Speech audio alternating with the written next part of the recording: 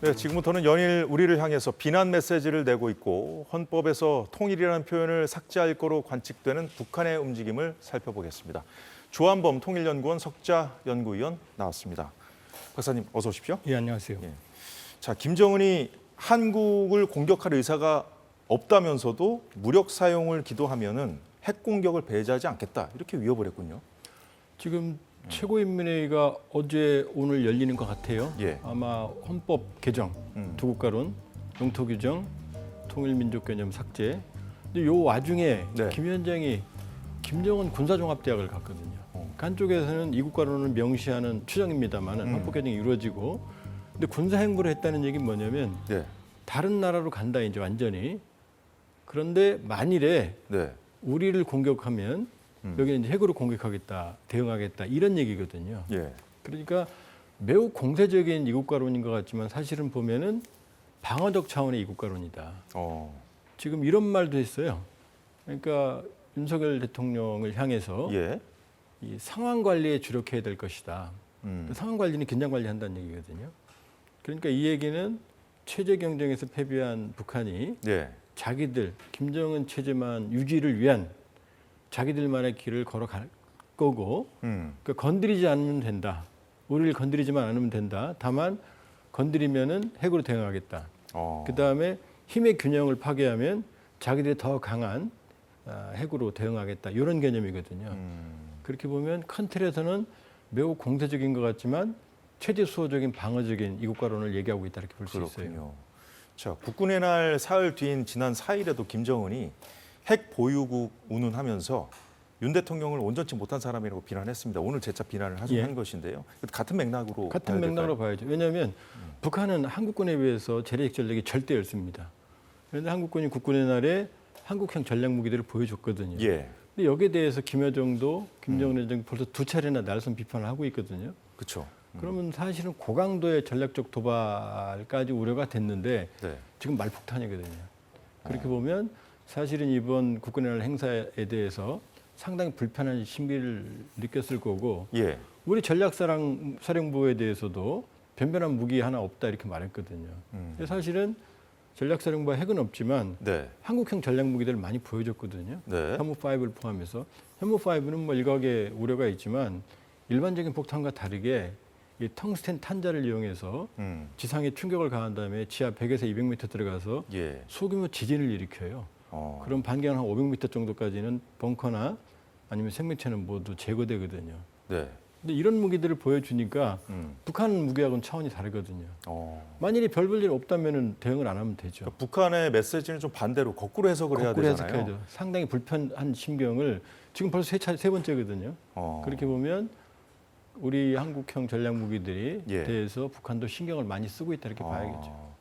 전략사령부를 비판하면서 이제 거론한 부분이 좀 눈에 띄더라고요. 예. 그건 이제 달리 말하면 그 전략사령부라는 것이 이제 한미의 어떤 핵 공조를 강화하는 어떤 상징적인 부대 아니겠습니까? 예. 이 부분을 지금 북한이 좀 굉장히 좀 심상치 않게 보고 있다는 왜냐하면 방증일까요? 이제 NCG 핵 협의 그룹을 구성을 했으면 예. 지금 미국의 전략사령부는 핵을 다루거든요. 그럼 우리는 핵은 없지만 이 전략사령부를 통해서 한미 간의 전략사령부 간의 협의체계를 가동을 해야 되거든요. 예. 그리고 이제 NCI 핵 재래식 통합 체계를 가동을 해야 되는데 미국의 핵무기와 우리의 재래식 전력을 통합을 하려고 그러면 전략사령부가 필요하거든요. 아주 적정한 시점에 적절한 체계가 가동이 되는 거거든요. 네. 그런데 이제 핵무기도 없는데 왜 전략사령부를 만들었느냐라는 불편한 심기를 이제 내보였는데 이 한국형 전략사령부고 한국형 핵 재래식 통합 체계를 가동하기 위해서는 필수적인 조직이라고 볼 수 있고 효율적인 조직이라고 볼 수가 있어요. 그렇군요. 자, 이제 최고인민회의가 어제부터 지금 열리고 있는 것으로 추정되고 있는 것이죠. 이제 아마 내일쯤 발표가 나지 않을까 싶기도 한데요. 보통 어떻습니까? 지금 보통 하루 하면 다음 날 발표하거나 예. 빠를 때는 그날하고 밤에 발표한 적도 있거든요. 네. 근데 북한도 지금 경천 동지할 지금 내용들이거든요. 북한만을 영토로 규정하고 김정은 네. 지시에 따르면요. 올 초에. 그 두 국가론하고 영토 조항까지 그렇죠. 신설한다는 영토 조항 거죠? 신설하고 민족 통일 개념도 지금 지우는 거거든요. 네. 원래 김정은 위원장 지시를 이행을 하려면 4월이나 5월에 최고인민회가 개최돼야 되거든요. 지금 한 5개월 지났거든요. 왜냐하면 그 사이에 아마 골머리를 앓았을 거예요. 왜냐 예. 통일민족 이거는 김일성 주체사상의 핵심이거든요. 주체사상은 민족주의적 공산주의거든요.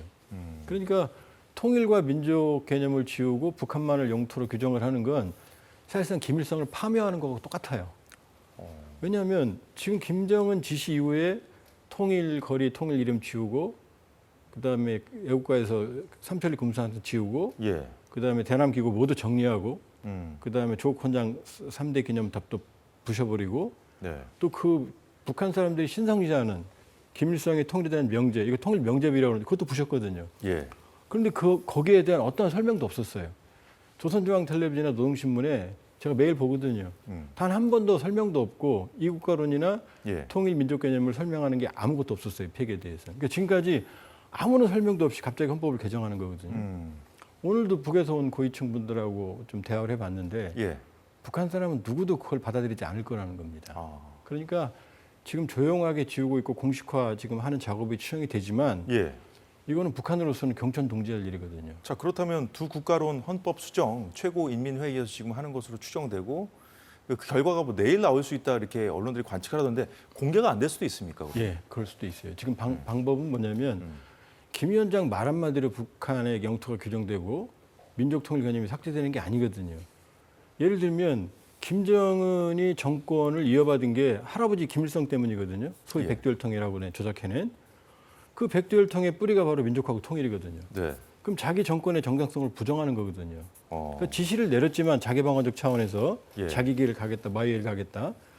근데 이걸 정식화하고 주민들에게 공개하는 건 이게 역으로 주민들의 반발을 야기할 수 있는 거거든요. 그러니까 어쩌면 이걸 공식화하면은 이게 김정은 정권의 끝의 시작일 수도 있어요.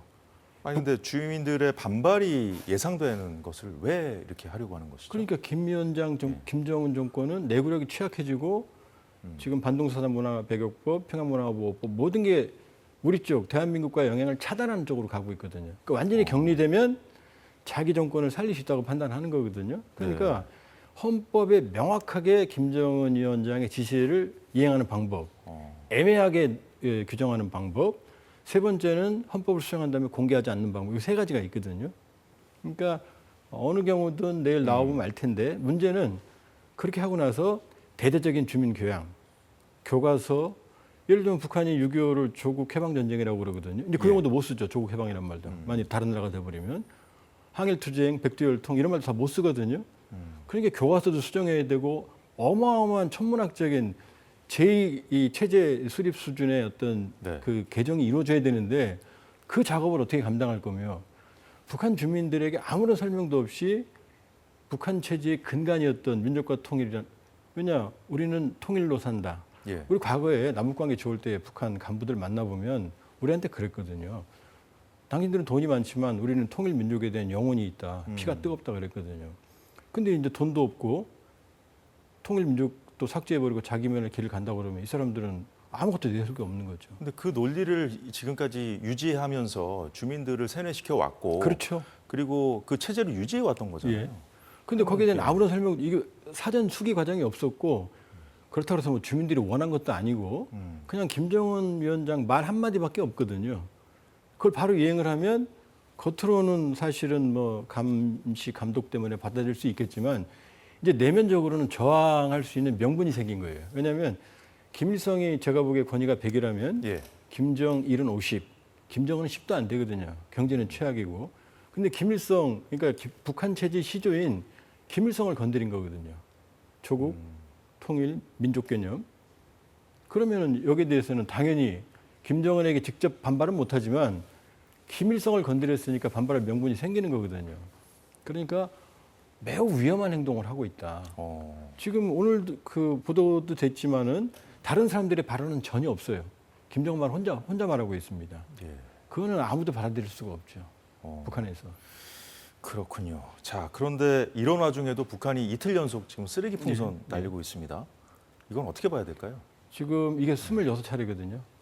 그럼 5월 28일부터 8월 11일까지 11차례거든요. 근데 9월 11일부터 지금 벌써 15차례거든요. 지금 바람은 남에서 북쪽으로는 잘 안 불어요. 일부 단체들이 보낸다고 그러지만 예. 북풍이 일방적으로 부니까 북한은 바람만 불면 지금 보내고 있어요. 그 얘기는 뭐냐면 초기에는 민간단체 북한의 쓰레기 풍선이었는데 지금은 우리 군의 심리전 방송이 아주 불편하거든요. 그러니까 우리 군 심리전 방송에 대한 북한식 심리전 대응이다. 그러니까 벌써 우리 안에 여론이 갈리거든요. 좀 위험하니까 중단해야 된다. 예. 그다음에 피해가 커진다. 실제로 쓰레기 풍선이 현재까지 피해는 경미하지만 이게 대형 사고로 이어질 수 있거든요. 고속 처리라든지 아니면 위험물질, LPG 저장소라든지 예. 항공기라든지 그렇기 때문에 이런 걸 노리고 계속해서 보내면 우리 군이 심리전 방송을 중단할 거고 대북 전단을 보내는 민간 단체들도 위축을 될 거다라는 의도로 아마 계속 보낼 겁니다. 우리 군이 심리전 방송을 중단하지 않는 한 또 우리 쪽 단체들이 예. 대북 전단을 공개적으로 살포하지 않는 한 저쪽은 계속 보낼 거예요. 겨울 내내 보낼 겁니다. 네. 그 최고인민회의 이후에 북한이 이 한반도의 군사적 긴장을 높일 수 있다는 그런 전망을 통일부 장관이 하더라고요. 그 가능성 박사님도 있다고 보십니까? 매우 높죠. 왜냐하면 지금 문제가 되는 게 영토 영해를 규정을 하면 지상의 MDL은 군사법에서는 합의가 됐어요. 정전협정에. 예. 한강하고도 중립지역으로 합의가 됐어요. 근데 바다는 안 돼 있거든요. 그 NLL은 뭐냐면 우리 군과 연합군이 일방적으로 거는 선이에요. 이 이상은 우리가 작전을 안 한다. 그게 북방 한계선이거든요. 근데 북한도 그걸 인정했거든요. 왜냐하면 자기들한테 유리하니까 해군력이 없으니까 따라서 그동안 경계선을 인정해 왔는데 예. 이제 그걸 무력하기 위해서 이제 연평해전, 대청해전, 천안함 예평도 포격을 그 사건을 이제 벌인 거거든요. 근데 김 위원장이 올해 그런 말 했거든요. NLL을 불법 무법이다. 그리고 자기 자신들의 해상 국경선을 걷겠다. 그리고 거기에 0.001mm라도 정확하게 그랬습니다. 네. 침범하면 전쟁으로 간주한다고 그랬거든요. 근데 헌법에 만일에 영토 영해 영공을 규정하면 우리 NLL이 북한을 침범하게 되는 거거든요. 그럼 모종의 이제 도발을 하겠죠. 그러면 아마 제일 우려가 되는 게 서해상 NLL 쪽에. 그러니까 엊그제 김정은 위원장이 포병학교 간 것도 주로 NLL 도발할 때 NLL 쪽으로 포를 쏘거든요. 네. 그러니까 그런 방식 아니면 GPS 이미 했던 교란 같은 회색지대 도발. 그러니까 어느 경우든 본인들이 주장한 영해에 대한 자기들 영유권을 주장하기 위해서 존재감을 보이는 도발은 할 거다. 그러나 우리 군도 압도적인 대응 체계가 갖춰져 있기 때문에 예. 북한은 또 해군력이 거의 없어요. 그러니까 명시적인 도발보다는 주체와 원점이 불분명한 회색지대 도발, 우리 군의 대응이 어려운 도발, 이런 교활한 도발 쪽으로 할 가능성이 높죠. 그렇군요. 자, 좀 여러 가지로 불안해 보이는 북한입니다. 이제 중국과의 관계도 예전 같지 않지 않습니까? 요즘은 이제 러시아에 이제 밀착하는 그런 행보를 보여주고 있는데 푸틴 대통령에게 김정은이 축전을 보냈는데 여기 가장 친근한 동지라고 언급을 한 부분이 눈에 띄어요. 이미 푸틴 대통령이 8월 초에 신의저 의주 압록강 수해 때 친서를 보냈는데 김정은이 그렇게 말했거든요. 가장 진실한 곳 모스크바 그랬거든요. 북한은 아니라 중국은 아니라는 얘기죠. 이게 중국과 러시아 북중로의 현실을 보여주는 그런 상황입니다. 지금. 시진핑 주석한테는 또 이제 축전을 보냈는데 총석이 동지라고 표현을 했거든요. 예, 거긴 아무런 존칭이 없어요. 그러니까 중국과 북한과의 관계는 좋았다 나빴다 했지만 지금은 최악인 상황이다. 왜냐 중국이 대북 제재에 대한 북한에 대한 불만, 그다음에 북러 신조약으로 러시아가 북한에 개입할 수 있게 됐기 때문에 중국이 전략적 이익을 침해당했다고 생각하고 있거든요. 예. 지금 세계적으로 안보 상황이 좋지 않은데 북한의 기류도 예의주시해야겠습니다. 자, 조한범 박사님 잘 들었습니다. 네, 사사건건 마무리할 시간이 됐습니다. 저희는 모레 알찬 소식으로 찾아뵙겠습니다. 시청해주신 여러분 고맙습니다.